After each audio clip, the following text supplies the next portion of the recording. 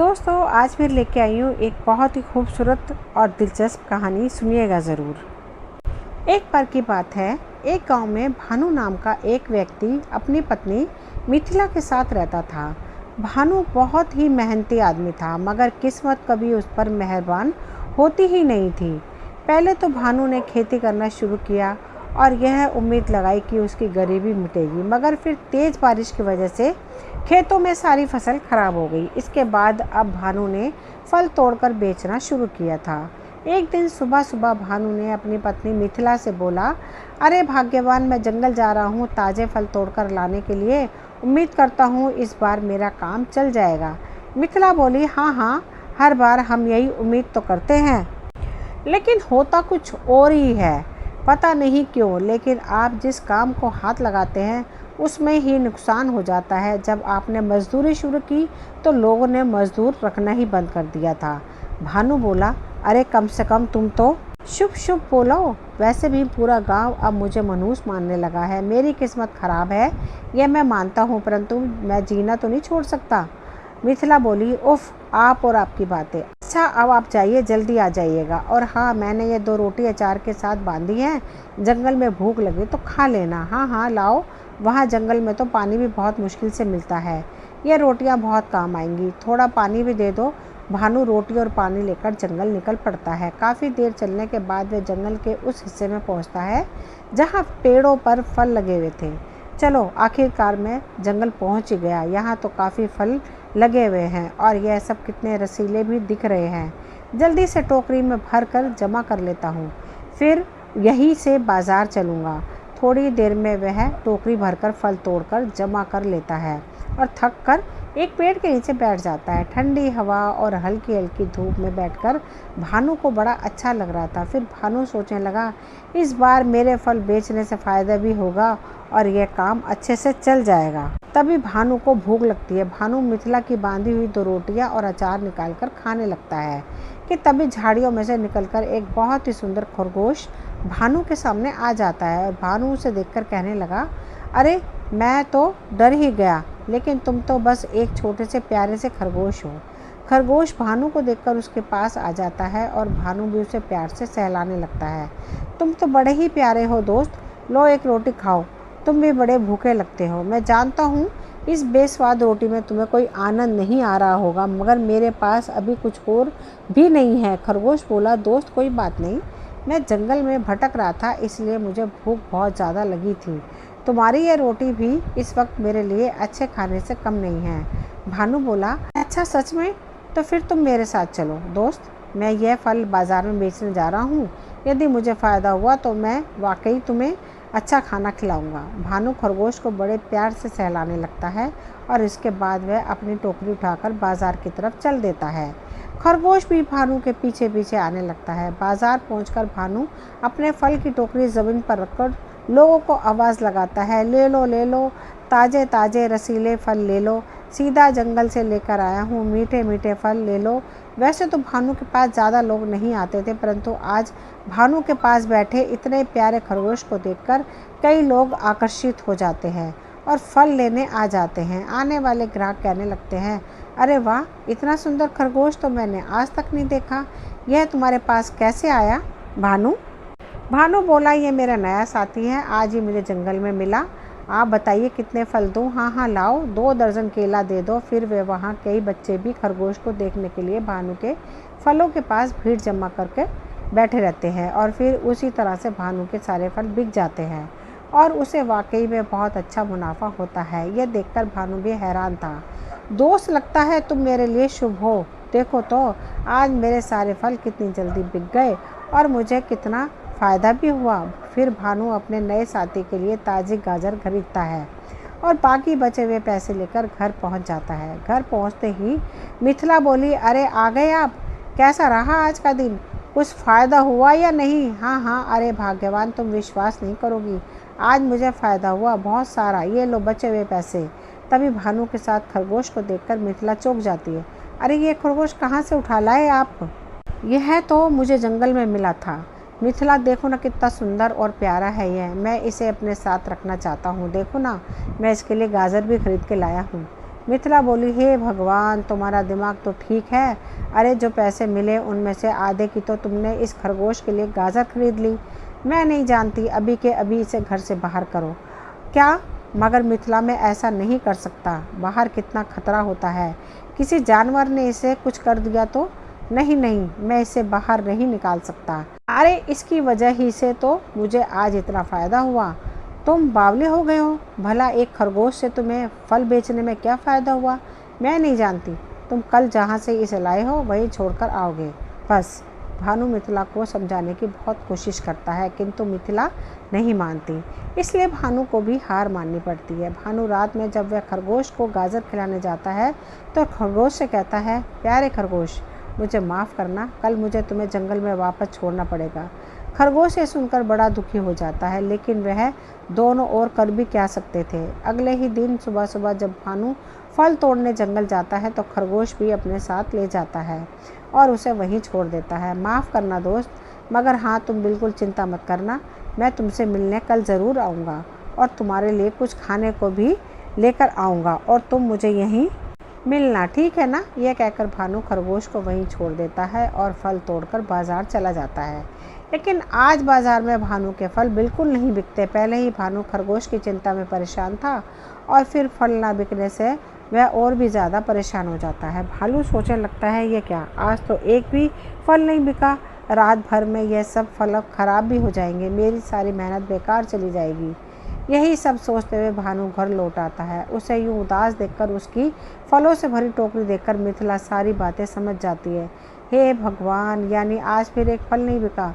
ओहो, यह तो बस एक दिन की चांदनी थी और फिर वही फूटी किस्मत। लगता है इस बार भी यह काम नहीं चलने वाला। अच्छा हुआ तुम उस खरगोश को छोड़ आए जंगल में, ऐसे में हम भला कैसे उसे पालते। भानु बोला, लेकिन मिथिला, मुझे लगता है कि कल हमें फ़ायदा इसलिए हुआ था क्योंकि वह हमारे साथ था। देखो ना, जैसे ही मैंने उसे वापस छोड़ा मुझे कितना ज़्यादा नुकसान हो गया। मिथिला बोली, ऐसा कुछ भी नहीं है, आप कल फिर से कोशिश करना, देखना कुछ फल तो ज़रूर बिक ही जाएंगे। मिथिला अभी भी खरगोश को वापस लाने के लिए मान नहीं रही थी, मगर रात भर में भानु को अपने साथी खरगोश की बड़ी चिंता सताती है और उसे नींद नहीं आती। वह लेटे लेटे सोचता है, अब तो सुबह भी होने वाली है और मुझे बिल्कुल भी नींद नहीं आई। मेरी चिंता है मेरे दोस्त की, कहीं जंगल में किसी जानवर ने उस पर हमला ना कर दिया हो। नहीं, चाहे मिथिला कितना ही गुस्सा करे, कल मैं उस खरगोश को वापस लेकर ही आऊँगा और हाँ, उसे घर के पीछे डिब्बे में छुपा दूँगा। हाँ, यही करना ठीक रहेगा। फिर क्या था, अगले दिन फिर भानु टोकरी उठाकर सुबह सुबह जंगल पहुँच जाता है। खरगोश भी उसी जगह पर भानु का इंतज़ार कर रहा था। भानु को देखकर खरगोश खुश होकर उसकी तरफ दौड़कर आता है। मेरे दोस्त, चिंता मत करो, आज मैं तुम्हें वापस ले चलूँगा और यहाँ अकेले नहीं छोड़ूँगा। तुम कल बहुत डर गए होंगे ना? भानु प्यार से खरगोश को सहलाता है और फिर फल तोड़कर बाजार चला जाता है। आश्चर्यजनक बात तो यह थी कि आज फिर से लोगों ने भानु के फल खरीदने के लिए भी भीड़ जमा कर ली। मेरे दोस्त, अब तो मुझे पूरा यकीन हो गया कि तुम मेरे किस्मत की चाबी हो, तुम मेरे लिए शुभ हो और अब मैं तुम्हें कभी भी अपने से दूर नहीं करूँगा। खरगोश भी दौड़ दौड़ कर जाता और ग्राहकों को आकर्षित करके भानु के पास ले आता। देखते ही देखते भानु के सारे फल बिक जाते हैं और उससे 2 गुना फ़ायदा होता है। भानु बहुत खुश होता है। वाह वाह, आज फिर से मुझे कितना फ़ायदा हुआ है। इसका सारा श्रेय तो तुम्हें जाता है मेरे साथी। चलो मैं तुम्हें अभी ताज़ी ताज़ी सब्जियां और फल खिलाता हूँ। भानु खरगोश को फल खिलाता है और फिर से उसे घर ले आता है। मिथिला खरगोश को देख भड़क उठी। ये क्या, फिर से ले आए इसे? भानु ने कहा। मिथिला, सुनो तो, देखो ना, आज फिर से जब मैं इस खरगोश को अपने साथ बाज़ार ले गया तो मुझे कितना फ़ायदा हुआ। तुम जानती क्यों नहीं हो, मानती क्यों नहीं? यह हमारे लिए शुभ है और अगर अब तुमने इसे घर से भगाने को कहा ना, तो मैं भी इसके साथ चला जाऊंगा। मैं इसको अकेले जंगल में नहीं छोड़ सकता। भानु की ऐसी बातें सुनकर मिथिला कुछ नहीं बोल पाती और गुस्से में मुंह फुलाकर अंदर चली जाती है। फिर क्या था, अगले दिन से भानु हर वक्त अपने खरगोश के साथ ही रहने लगता है। वो उसके साथ फल तोड़ने जाता, फिर उन्हें बाज़ार में बेचने जाता। उसका फल बेचने का काम भी अच्छा चलने लगता है और समय के साथ खरगोश उसका पक्का साथी बन जाता है। एक दिन भानु खरगोश से कहता है, प्यारे साथी, जब से तुम मेरे ज़िंदगी में आए हो सब कुछ अच्छा चलने लगा है और अब तो मिथिला भी ये मान गई कि भानु हमारे अपने प्यारे खरगोश के बिना नहीं रह सकता और उसके रहने से सच में उन्हें फ़ायदा होता है। मिथिला भी अब खरगोश को देखकर खुश होती। सुनिए जी, सच कहा है आपने, अब तो मुझे भी इसका आंगन में खेलना बड़ा अच्छा लगता है।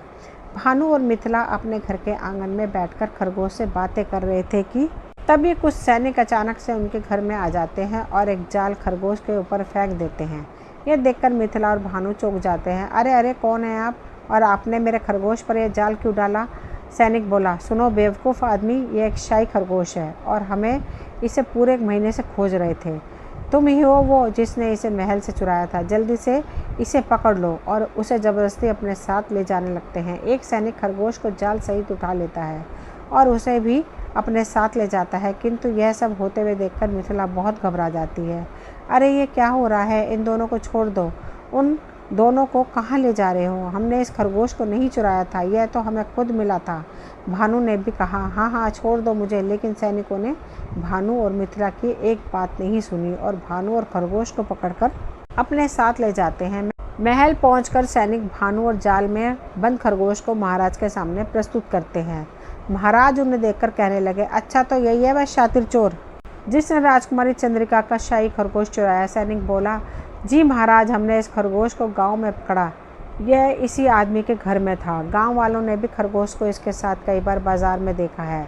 भानु बोला, नहीं महाराज, मैंने इसे नहीं चुराया, यह मेरा ही खरगोश है, मुझे जंगल में मिला था, आप मेरा विश्वास कीजिए। राजा ने कहा, यही हर चोर कहता है, जाओ सैनिकों, इस चोर को कारागार में डाल दो। फिर सैनिक ऐसा ही करते हैं और भानु को कारागार में डाल देते हैं।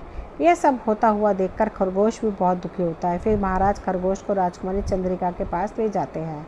चंद्रिका, देखिए, हम आपका खरगोश वापस लिया है, आप बिल्कुल ठीक हो जाएंगी। दरअसल मैं राजकुमारी चंद्रिका को वह खरगोश उनके 16वें जन्मदिन पर दिया गया था और पिछले 3 सालों से वह उनके पास था, लेकिन जब वह चोरी हुआ तब राजकुमारी को बहुत दुख हुआ था और वह बीमार रहने लगी। इसी वजह से महाराज के सैनिक सब जगह उस खरगोश को ढूंढ रहे थे।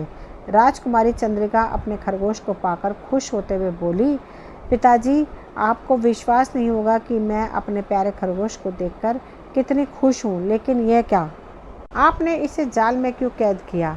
इसे बाहर निकालिए ना। देखिए तो, नुकीले जाल की वजह से मेरे प्यारे खरगोश को कितनी चोटें आई हैं। राजा बोले, अरे हाँ हाँ लीजिए, मैं अभी इसे जाल से निकाल देता हूँ। खरगोश के वापस बाहर महल में लौटकर आने से राजकुमारी चंद्रिका की तबीयत सुधरने लगती है, लेकिन वह नहीं जानती थी कि खरगोश के मन में क्या है। मेरे प्यारे खरगोश, ये लो खाना खा लो। राजकुमारी की कई बार कोशिश करने के बावजूद खरगोश खाना नहीं खाता है। ये देखकर राजकुमारी बहुत चिंतित हो जाती है। पिताजी देखिए ना, 2 दिन बीत गए हैं और मेरे खरगोश ने ठीक से कुछ भी नहीं खाया है। जैसे इसे मौका मिलता है यह बस बाहर भागने की कोशिश करता है। अब आप ही बताइए मैं क्या करूं? राजा ने कहा, बड़ी अजीब बात है, लेकिन आप चिंता मत कीजिए राजकुमारी, मैं इसके लिए किसी बड़े जानवर के वैद्य को बुलाता हूँ, शायद वही बता सके कि समस्या क्या है। फिर महाराज कई वैद्य को बुलाते हैं और ऐसे ही 10 दिन बीत जाते हैं, लेकिन खरगोश खाना खाना छोड़ देता है और किसी वैद्य की समझ में नहीं आता कि वह ऐसा क्यों कर रहा है। राजकुमारी चंद्रिका अब बहुत परेशान होने लगती है। पिताजी, अब हम क्या करें? अगर यह खाना नहीं खाएगा, ठीक से पानी नहीं पिएगा तो मर जाएगा और फिर मैं इसके बिना कैसे जीऊँगी? महाराज भी इस बात से चिंतित थे, लेकिन तभी वैद्य कहते हैं, यह बार बार बाहर भागने की कोशिश करता है, तो क्यों ना आप लोग एक बार इसे बाहर जाने दें, हमें देखना चाहिए कि आखिर यह कहाँ जाता है। राजकुमारी और महाराज को वैद्य का यह सुझाव बहुत अच्छा लगता है और वह लोग खरगोश को छोड़ देते हैं। खरगोश कमजोरी की हालत में धीमे धीमे आगे बढ़ता है और सीधा कारागार की तरफ बढ़ जाता है। राजकुमारी चंद्रिका हैरान रह जाती है, यह क्या पिताजी, यह तो कारागार की तरफ जा रहा है, लेकिन क्यों? राजा बोले, यह तो हमें अभी पता चल जाएगा। राजकुमारी चलिए। महाराज और राजकुमारी खरगोश का पीछा करते हैं और फिर खरगोश कारागार की तरफ बढ़ता है। वहाँ मौजूद सैनिक उसे रोकने की कोशिश करते हैं, परंतु महाराज के इशारे पर वो उसे आगे जाने देते हैं। खरगोश सीधा उस कारागार की तरफ जाता है जिसके अंदर भानु कैद था। खरगोश को कारागार के बाहर खड़ा देखकर भानु चौंक जाता है। अरे मेरे प्यारे साथी, तुम यहाँ कैसे? मैंने तुम्हें कितना याद किया पता है, और तुम कितने कमज़ोर हो गए हो। मेरा तो मन चाह रहा है कि तुम्हें अपनी गोद में बिठाकर तुम्हें खिलाऊं और प्यार करूं, लेकिन देखो मैं मजबूर हूँ। यह सब कहते हुए भानु की आंखों में आंसू आ जाते हैं और वह कारागार से हाथ निकालकर अपने प्यारे साथी खरगोश को सहलाने लगता है। और अब तो खरगोश के भी आंखों में आंसू थे। ये नज़ारा देखकर महाराज और राजकुमारी दोनों चौंक जाते हैं। राजा तुरंत बोलने लगते हैं, नहीं, यह आदमी चोर नहीं हो सकता। सैनिकों, अभी के अभी इसे आज़ाद करो और पूरे सम्मान के साथ सभा में लेकर आओ। फिर सैनिक ऐसा ही करते हैं। वह भानु और खरगोश को लेकर सभा में पहुंचते हैं और अब राजकुमारी भी वहां मौजूद थी। भानु सभा में पहुंचकर बोला, क्या हुआ महाराज, अब आपने मुझे क्यों याद किया है? राजा बोले, मैं समझ चुका हूँ कि तुम एक चोर नहीं थे और अब मैं तुम्हारी बात भी सुनना चाहता हूँ। भानु बोला, महाराज, मुझे यह खरगोश जंगल में मिला था और वहीं से हमारी गहरी दोस्ती हो गई। हम एक दूसरे के बगैर नहीं रह सकते थे, हम एक दूसरे के सच्चे साथी हैं। राजकुमारी चंद्रिका बोली, है तो हमने देख लिया, वाकई मैं यह खरगोश आपके बिना नहीं रह सकता, लेकिन हमें यह भी बहुत प्रिय है। अब आप ही बताइए, हम इसे आपके साथ कैसे जाने दें? भानु यह सुनकर कुछ नहीं कहता, लेकिन तभी महाराज कहते हैं, अगर मैं आपको अपना मंत्री बना दूं तो क्या आप यहाँ रहना पसंद करेंगे? आप अपने परिवार के साथ महल में ही रह सकते हैं और इसी बहाने हमारा खरगोश भी साथ रहेगा। भानु बहुत खुश हो जाता है। यह तो बहुत अच्छी बात है महाराज, मेरी पत्नी भी यह सुनकर बहुत खुश होगी। लेकिन तभी पीछे से कुछ सैनिक भानु की पत्नी मिथिला को महल में ले आते हैं।